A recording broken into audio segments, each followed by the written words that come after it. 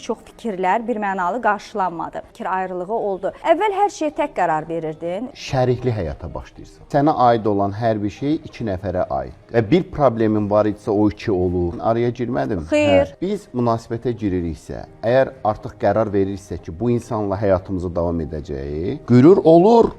Amma sən əlindəki qürur öz qürurun deyil. Ailə həyatını dərk edirdiniz. 24 Yoxsa yaşında mən valideynlər istədi ailə etiraf qurasınız? eləyəcəm. Mən mükəmməl atayam deyə bilmirəm. Mən məcburam evimə baxım. Sən məcbursan, sənin borcundur yemək bişirmək.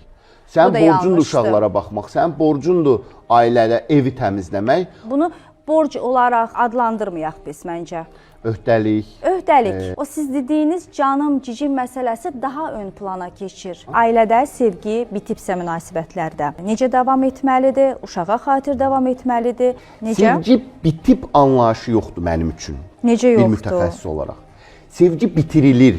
Ya məni dinləmirsən, məni görmürsən, məni eşitmirsən, mənlə danışmırsan, mənlə parka çıxmırsan, mənim oynamağıma icazə vermirsən. Artıq o şəkildə diqqət çəkməyə çalışır. Təşəkkür edirəm. Bizim empatiya duyğumuz mütləq şəkildə olmalıdır. Mütləq. Bir ailədə iki övlad böyüyür. Bəs niyə dəyişikdilər? Valideyn səhvi. Hardadır səhv? Deyim sizə. Çox fikirləşəndən sonra mən sizin dediyinizi düşündüm ki, böyük ehtimal burada evdə böyüyən uşaqlar arasında yaranan o qısqanclıq hissidir. Virus kimi düşür o uşağın beyninə. Uşaq artıq sənin attığın hər addımda görmək istədiyini görür.